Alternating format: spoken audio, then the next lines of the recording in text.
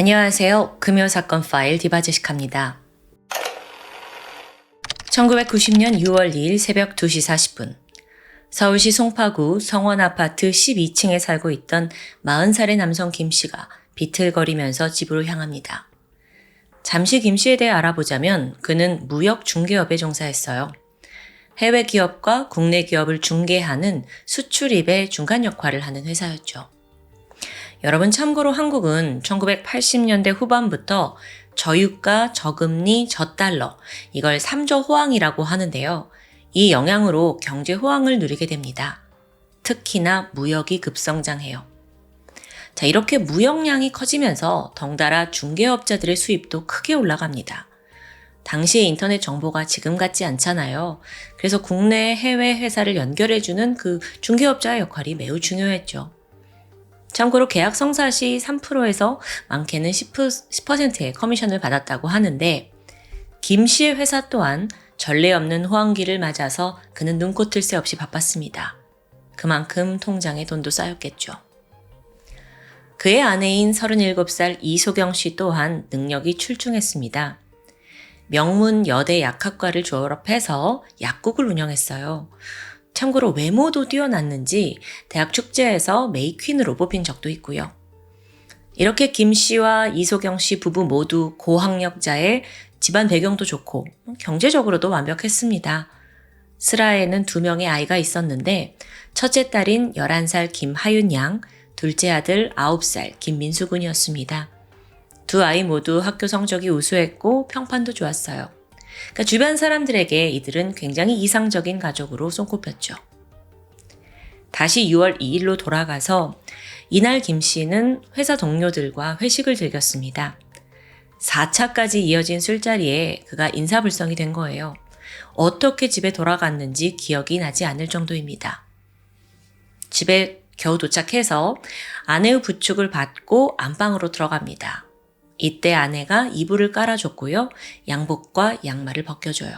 그러면서 애들이 잠들었으니까 조용히 좀 자라 라는 말을 끝으로 그녀는 거실로 나갑니다.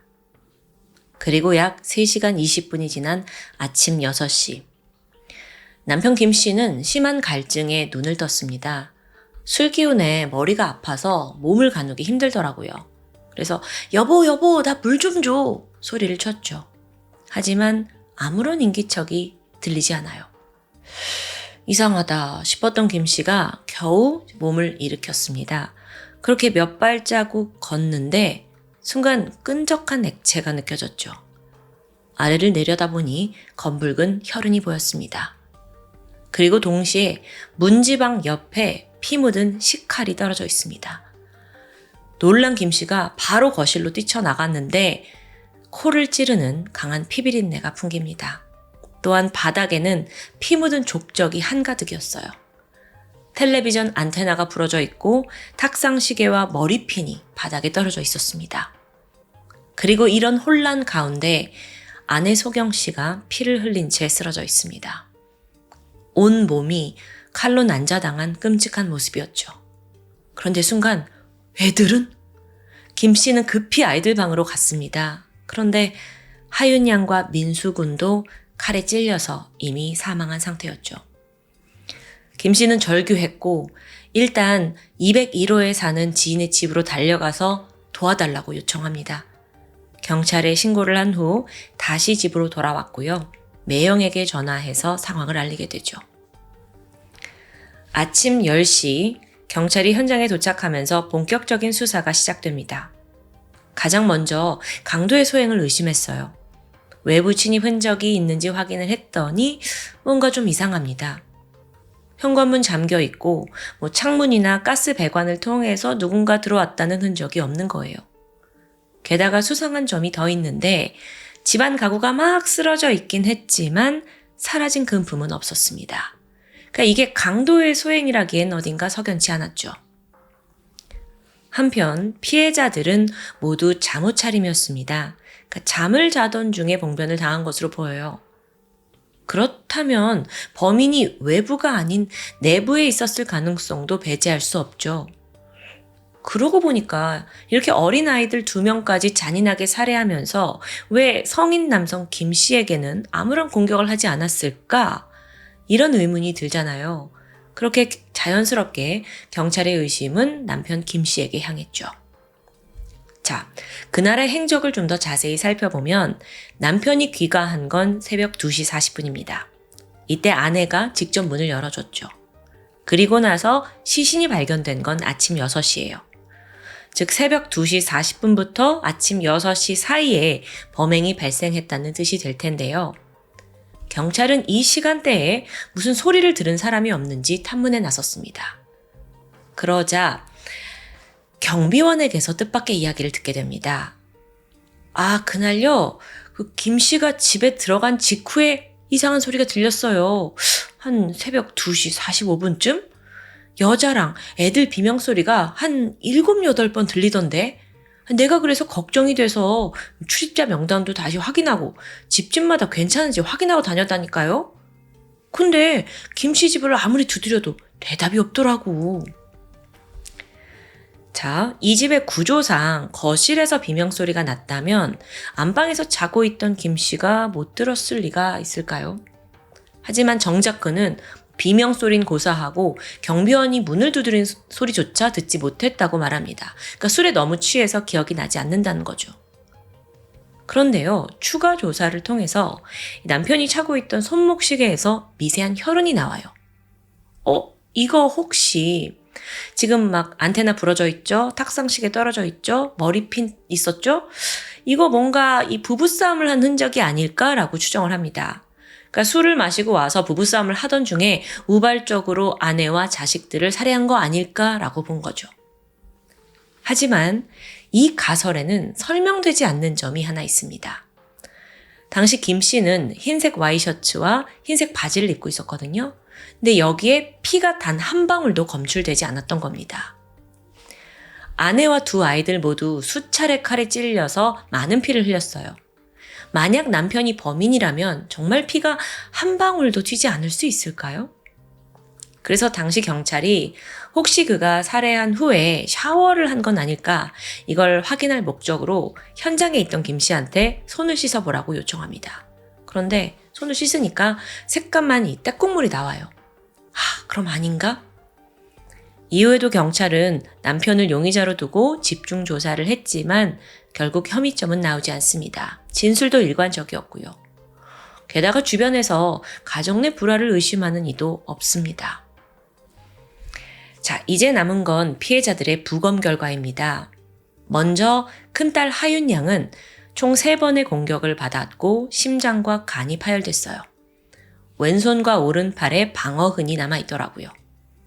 또 둘째 민수군은 더 많은 공격을 당했어요. 칼로 4번 그리고 젓가락으로 9번 찔린 흔적이 있습니다.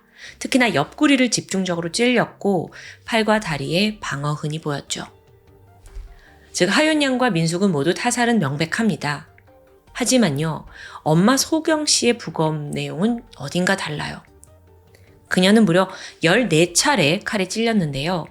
그중 7번은 가슴을 관통했고 한 번은 심장, 한 번은 오른쪽 폐, 나머지 5번은 간을 찔렀습니다. 그런데 팔과 다리에 상처가 없고 방어흔이 없어요. 일반적으로 칼의 공격을 수차례 받았다면 이제 피해자가 방어를 하니까 방어흔이 생기기 마련이에요.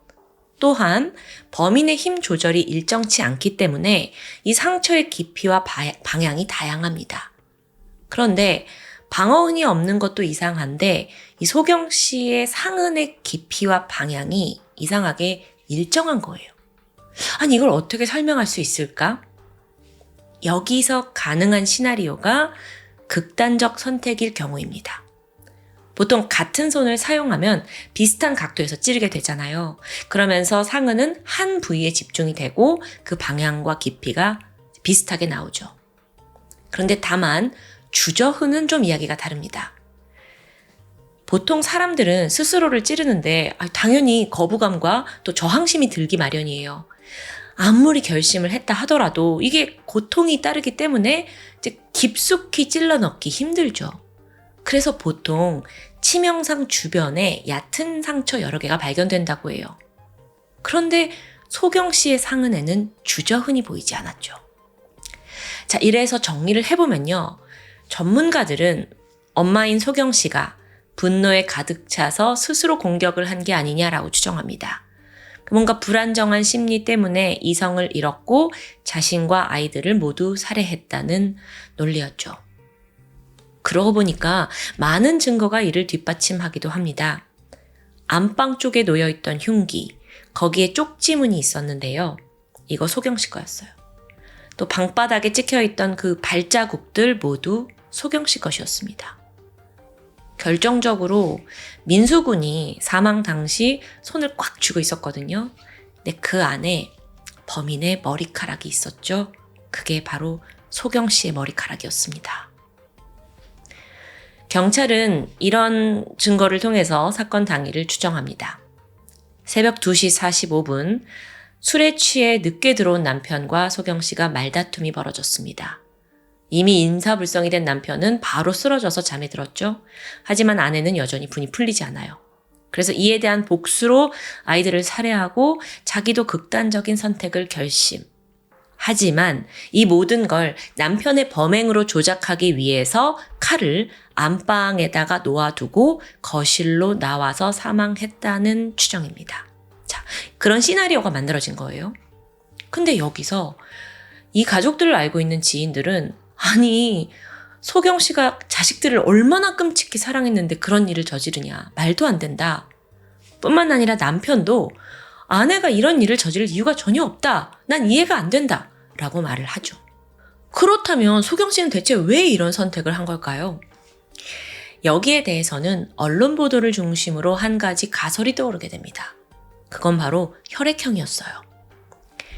2년 전 당시 국민학교 1학년이 된 민수군이 학교에서 통지표를 받아옵니다. 근데 여기에 혈액형 검사 결과가 있는데 A형이라고 적혀 있더라고요. 이걸 본 부부가 깜짝 놀라요. 왜냐면 남편 김 씨와 아내 소경 씨 그리고 큰딸 하윤 양 모두 O형입니다. 근데 일반적으로 O형 부모 사이에서 A형 아이가 태어난다는 건 불가능하다고 봤었죠.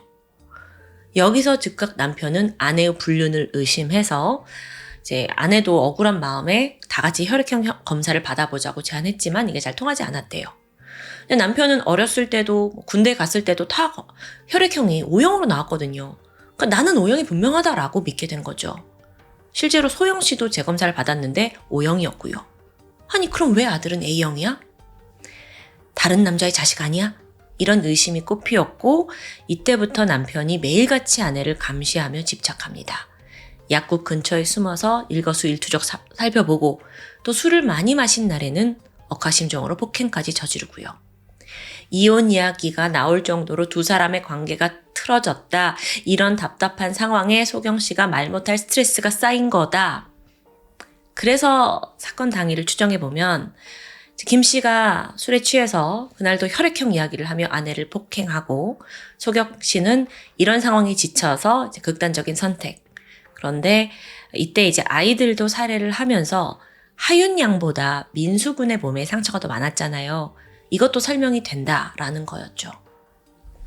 그렇게 이 사건은요, 혈액형 살인사건으로 불리면서 대대적으로 보도가 되었고 남편 김 씨에게 비난이 쏟아집니다. 자, 그런데 여러분, 이건 명백한 오보였어요. 당시 사건을 담당한 강남경찰서는 소경 씨가 죽음을 선택한 이유를 끝내 밝히지 못했습니다. 사실상 남편이 의처증을 보이면서 일거수일투족 감시했다라는 증거가 없어요. 또 가족들과 지인들 역시 다 입을 모아서 아니 이 사람들 되게 가족 관계 좋은 사람들이에요 라고 증언을 했고요. 언론은요.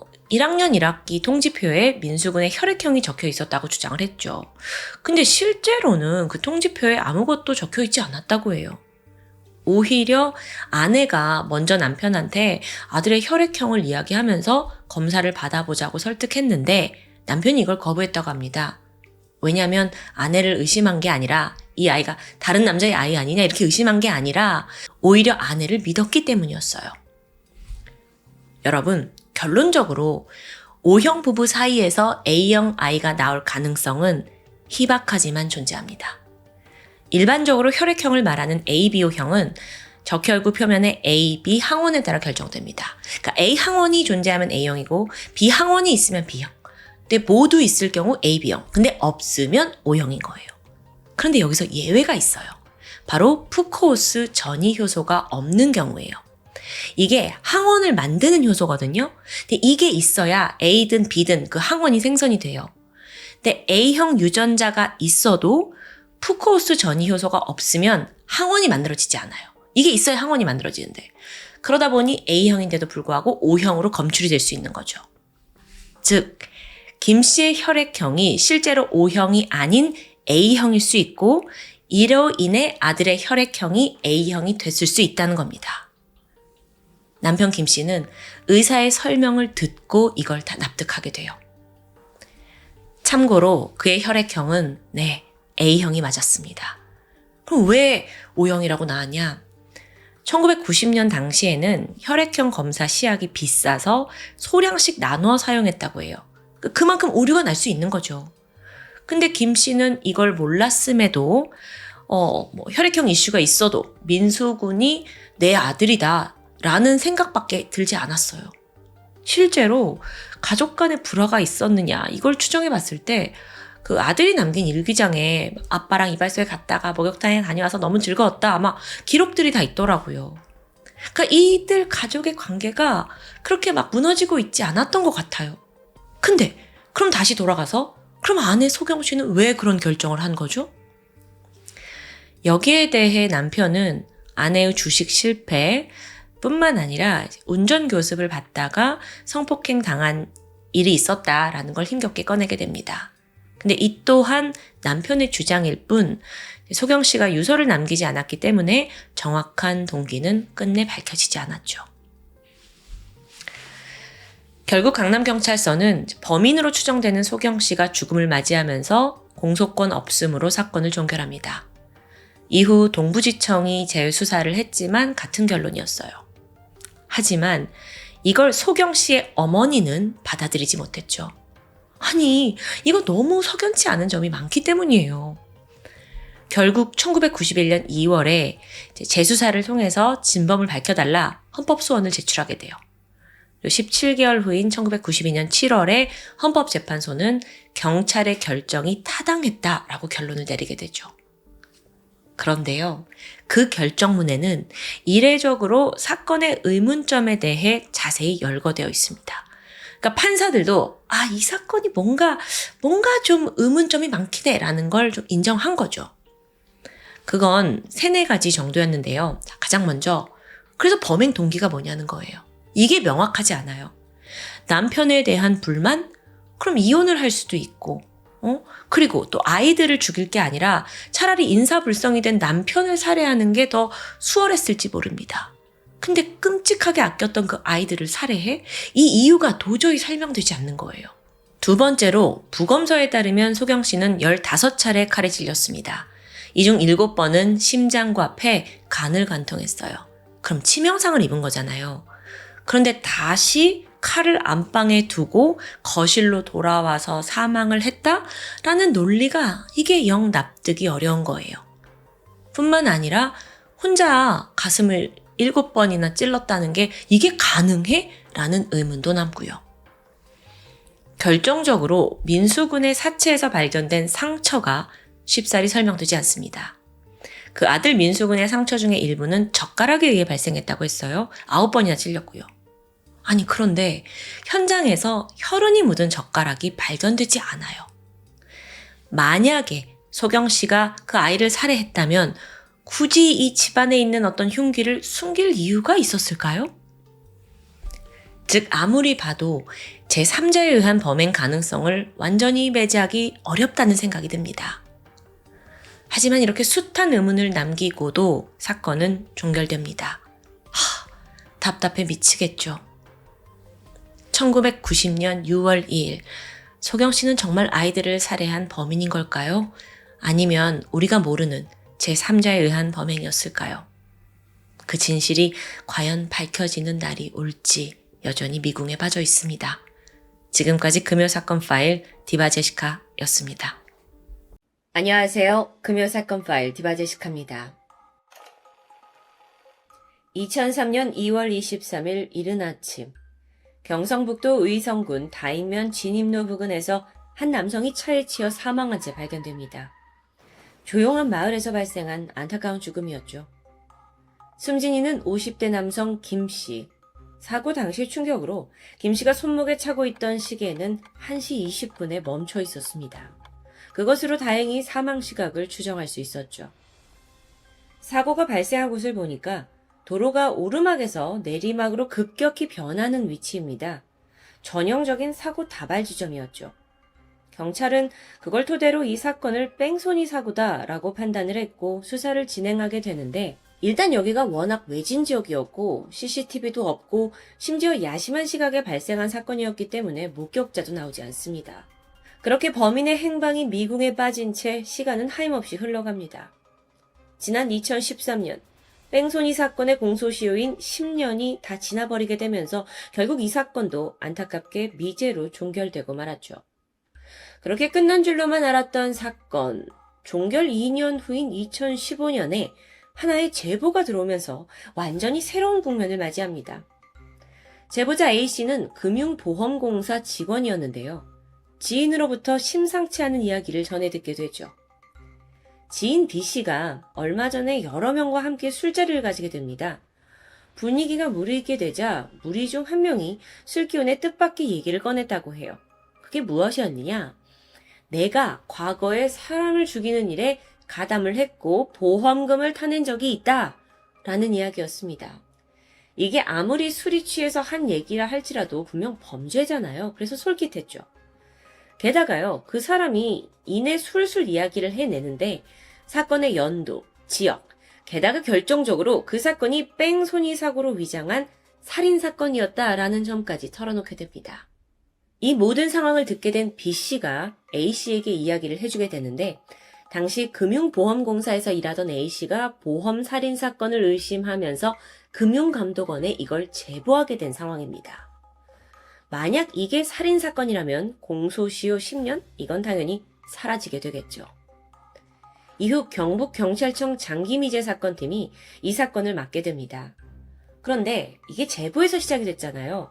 그래서 그때 얻은 단서라고는 2003년에 발생했다더라, 경상북도라더라, 뺑소니 사고로 처리됐다더라 라는 이 세 가지 팩트가 전부였습니다. 그래서 수사팀이 우선은 비슷한 사건을 찾아 나갔고, 그렇게 해서 지목된 사건이 바로 앞서 말한 의성군 김씨 사망사건입니다. 이게 10년 전에만 하더라도 보험살인이라고는 전혀 아예 그 부분은 고려되지도 않았던 거예요. 그렇게 사건 파일이 다시 열렸죠. 어라? 근데 새로운 관점에서 들여다보니까 의심스러운 정황들이 속속 드러납니다. 먼저 경찰은 김 씨의 아내 박 씨를 주목했습니다. 보험살인이었다면 그 수혜자는 아내일 확률이 가장 높겠죠. 그래서 보니까 지난 2003년 남편이 사망한 직후 박 씨가 특정 인물들에게 주기적으로 돈을 입금한 내역이 발견돼요. 무엇보다도 이게 자기의 계좌로 돈을 입금한 게 아니라 딸 명의의 계좌, 그러니까 차명 계좌를 이용했다는 게 눈에 띄었죠. 통장에는 매달 50만 원에서 100만 원씩의 돈이 빠져나갔습니다. 그럼 이 돈이 어디로 갔냐 하고 보니까 다름 아닌 박 씨의 여동생 계좌입니다. 여동생. 그런데요, 더 조사해보니까 돈이 입금된 사람이 한 명 더 있습니다. 최 씨라는 제3의 남성이었는데 금액이 무려 5천만 원이나 되는 거액이었어요. 이 모든 돈을 어떻게 아내 박 씨가 다 보낼 수 있었냐? 물론 남편 김 씨의 사망보험금이었죠. 이 사건 냄새가 나죠. 자, 그렇다면 최 씨라는 인물은 누구일까요? 알아보니까 그는 사건 당시에 여동생의 내연남이었습니다. 그러니까 정리를 해보면 아내 박 씨, 여동생, 그리고 여동생의 내연남 최 씨, 이렇게 세 사람 사이에 돈이 오가면서 수상한 움직임이 보여졌던 겁니다. 그렇다면 애초에 이 셋이 짜고 사망보험금을 노리고 나눠 가진 걸까요? 그런데요, 돈을 나눠 가졌다라는 사실만으로 다짜고짜 살해 용의범으로 둘 수는 없습니다. 경찰은 결정적인 증거를 찾아야 했는데 이런 답답한 상황 속에서 약 6개월이 흘렀을 무렵 한 가지 묘안이 떠오릅니다. 일단 박 씨의 여동생을 먼저 참고인 신분으로 소환을 하는 겁니다. 그런 다음에 왜 왔는지 궁금해 하겠죠? 이때 김 씨 사망 사건에 대해 이것저것 물어보기로 한 겁니다. 그렇게 되면 여동생은 당연히 당황할 텐데요. 아니, 공소시효도 이미 지났고 12년 전의 사건에 대해 경찰이 갑자기 묻는다는 것 자체가 일반적이지 않기 때문입니다. 자, 이후에 경찰은요, 이 당황을 한 여동생이 분명 공범에게 연락할 거라고 생각했고 그 예상은 적중했습니다. 박 씨의 여동생이 경찰 조사를 마치고 나오자마자 최 씨에게 연락을 한 사실이 포착된 겁니다. 심지어 이 두 사람은 12년 전에 관계를 맺었을 뿐 지금은 아무 상태가 아니었어요. 그러니까 오래전에 헤어졌죠. 사실 경찰이요, 주범으로 의심을 하고 있던 인물은 최 씨였습니다. 왜냐면 김 씨가 사망하던 날 아내 박 씨는 친척집에 있었다라는 강력한 알리바이가 있었기 때문이에요. 여동생은 아예 운전면허가 없기 때문에 뺑소니 사고를 위장할 가능성이 없죠. 따라서 돈을 나눠 가진 이 세 사람 중에 직접적으로 뺑소니를 일으킬 만한 사람은 최 씨밖에 없습니다. 그래서 이후에 술술 흘러갑니다. 경찰이 최 씨를 불러서 신문을 해요. 그가 막 어쩔 줄 몰라 하면서 긴장해 있었죠. 다 끝난 줄 알았을 겁니다. 그리고 경찰이 압박을 하게 되자 끝내 범행 가담 사실을 인정합니다. 경찰이 그동안 가지고 있었던 어떤 심증이 확증이 되는 순간이었어요. 그런데 여기서 최 씨가 또 하나의 예상 밖의 진술을 내놓습니다. 공범이 3명이 아니라 4명이라는 이야기입니다. 그러니까 숨은 인물 1명이 더 있다는 건데요. 게다가 자신이 범행에 가담을 한 건 맞지만 실질적으로 차를 운전해서 김 씨를 숨지게 한 건 그 또 다른 인물, 이 씨라고 주장합니다. 자, 경찰은 즉각적으로 이 씨를 추적했고요. 머지않아 그를 검거하는 데 성공하죠. 양파처럼 까면 깔수록 범인이 속속 나오면서 결국 최종 공범은 4명. 경찰에 소환된 이들의 자백을 통해 12년 전 그날의 진실이 결국 드러나고 말았습니다. 게다가 이 소름 끼치는 살인 계획은 사건으로부터 3년 전부터 시작됐다고 하는데요. 아내 박 씨에 따르면 그녀는 오래전부터 남편에 의해 폭행을 당했다고 합니다. 물론 숨진 자는 말이 없기 때문에 이 진술을 완전히 신뢰하기는 어렵습니다. 어쨌든 아내의 주장에 따르면 남편이 의처증 증상을 보이면서 증거도 없이 아내의 불륜을 의심합니다. 그리고 술을 마시면 폭행을 저질렀죠. 아내는 견디다 못해 점점 남편을 증오하게 되는데요. 당시 박 씨의 동생은 무속인이었습니다. 그녀는 동생에게 하루에도 몇 번씩 남편을 제발 죽여달라고 호소했어요. 그럼 어떻게 했느냐? 무당이었던 동생은 전국에 영험하기로 소문난 장소를 돌아다니면서 형부를 저주하는 기도를 올렸다고 해요. 그 저주는 무려 2년 동안 계속되었죠. 하지만 아무 일도 벌어지지 않자 아내 박 씨는 결국 직접 남편을 살해하겠다고 마음먹습니다. 그러다 퍼뜩 몇 년 전에 가입해뒀던 남편 명의의 사망보험금이 떠올랐어요. 사실 그 보험은 월 6만 원 정도 납입을 했고 사망할 시에도 5천만 원 정도 지급되는 나름 저가형 상품이었습니다. 이 대목을 보면 애초부터 박 씨가 살인을 노리고 보험에 가입했다고 보기는 힘들겠죠. 그런데 마침 이 박 씨의 여동생이 보험 설계사로 예전에 일했던 경력이 있습니다. 그렇다 보니까 어떤 사실을 알고 있었냐면 이 가입자가 공휴일, 늦은 시간에 사고로 사망을 하게 되면 보험 지급액이 최대 10배까지 올라간다는 특이한 사항들을 알고 있었죠. 이런 약관이 저에게도 굉장히 생소한데요. 실제로 보험사들은요, 휴일에 교통재해로 사망했을 경우에 평소에 사망했을 때보다 보험금을 더 많이 주는 특약을 가지고 있다고 합니다. 이걸 휴일 재해 보장 특약이라고 해요. 어쨌든 언니와 동생은 형부 살인을 결심했고 이후에 공범을 모으기 시작합니다. 먼저 동생의 내연남 최 씨가 선뜻 가담하게 되는데 일단 돈이 목적이었겠죠. 그리고 나서 이 최 씨가 끌어들인 사람이 그 중학교 동창 이 씨입니다. 범행에 성공하기만 하면 이들은 각각 5천만 원씩 받기로 했어요. 이후 4명의 일당은 여동생의 집에 모여서 김 씨를 어떻게 죽일지 작당 모의를 시작합니다. 그러고 보니까 김 씨에게는 독특한 술버릇이 있었는데 술에 취하면 마을 입구까지 걸어서 오는 습관이었죠. 아내와 공범들은 이 점을 이용하기로 합니다. 그리고 이 씨가 소유한 1톤 트럭으로 살인을, 그러니까 뺑소니로 위장하기로 마음먹었죠. 그래서 사실 이 4명이 사전에 현장을 다 답사했어요. 여기가 사고가 날 만한 지점이다. 괜찮은 곳이다. 그리고 뺑소니 후에 너는 이렇게 도망을 가라.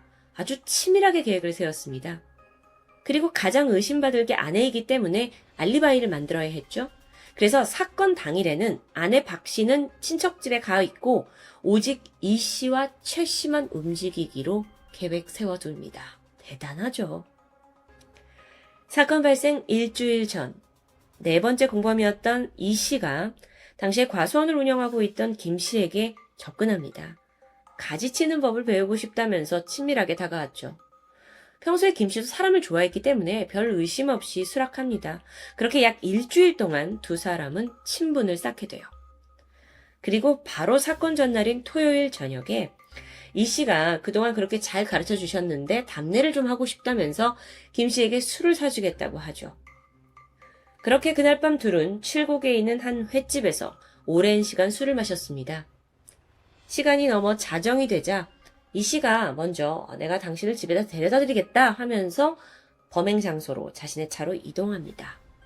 그리고 김 씨는 평소 술버릇처럼 됐다고 나 마을 입구에서 내려서 걸어가겠다고 했죠. 잠시 후 기다리고 있던 이 씨는 주변에 인적이 없는 걸 확인했고요. 그대로 만취한 김 씨를 향해 트럭을 몰았습니다. 김 씨는 그 자리에서 즉사하고 말았죠. 이후에 범인은 미리 파악해둔 도주로를 따라서 인근에 있는 저수지로 향했고 거기에서 최 씨와 합류한 뒤에 검문소가 없는 곳으로 다시 도주합니다. 길에 쓰러져 있던 김 씨는 6시간이 지난 오전 8시에나 시신으로 발견됐습니다. 남편의 장례가 끝났고 아내 박 씨는 사망보험금 5억 2천만 원을 드디어 손에었습니다. 우선 자신의 몫으로 2억을 빼뒀고요. 공범들과 나머지 3억 2천만 원을 나눠 가졌죠. 경찰은 뺑소니인 줄만 알고 수사를 했기 때문에 이 일당 중 누구도 의심하지 않았습니다. 그렇게 이들은 안심하고 12년을 살아온 건데요. 근데 여기서 갑자기 드는 생각이 맨 처음 술자리에서 이 사건을 언급했다라는 사람? 그 사람은 모든 걸 어떻게 알고 있었을까요? 12년간의 완전한 범죄에 도취되었던 공범 중 한 명이 이 술자리에서 무심코 자백 아닌 자백을 한 게 실마리가 되었던 겁니다. 그게 제보로 이어지면서 끝내 이들의 살인 행각이 만천하에 드러나게 된 거였죠. 참고로 그때 범인이 술자리에서 뭐라고 했는지 알아보니까 시간이 지나도 죄책감이 사라지지 않는다. 그 죽은 사람이 꿈에 보인다. 라면서 괴로워했다고 합니다. 12년간 범행은 완벽했을지 모르지만 그에게 남겨진 죄책감은 결코 쉽게 지울 수 없었던 모양입니다. 자, 이제 판결의 시간이죠. 2016년 11월 대구지방법원은 청부살인을 한 아내 박 씨에게 징역 15년, 여동생에게 징역 12년, 그리고 내연남 최 씨에게 10년, 그리고 실질적으로 차량을 문 이 씨에게 15년형을 선고합니다. 그렇게 영원한 비밀은 없습니다. 라는 말을 증명하듯 이 사건은 마무리되죠. 마지막으로 앞서 언급하지 못한 몇 가지 사항들을 좀 말씀드리자면 김 씨가 시신으로 발견될 당시에 그의 바지 주머니에는 비닐에 쌓여있는 생선회가 몇 점 들어있었다고 합니다. 그 전에 횟집에서 이제 술자리를 가졌는데 그 술자리에서 남아있는 좀 횟감을 챙긴 거죠. 집에 가져와서 아내에게 주기 위한 것으로 추정이 되는데요. 그렇다면 남편이 자기를 상습적으로 의심하고 폭행했다. 그리고 그걸 견딜 수 없어서 살해했다는 박 씨의 주장은 상반되는 것처럼 느껴집니다. 물론 범인 박 씨의 주장이 사실일 수도 있죠. 하지만 아내는 그동안 가정폭력에 대해 경찰에 신고한 전적이 없었고요. 또 남편에게 이혼을 요구한 적도 없었죠. 그 사실 여부는 여전히 미궁에 쌓여 있습니다. 근데 만약 정말 폭행을 당했을지언정 박 씨가 청부살인이 아니라 다른 해결 방법을 찾았다면 어땠을까요?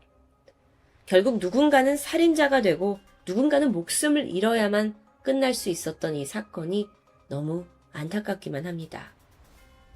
지금까지 금요사건 파일 디바제시카였습니다.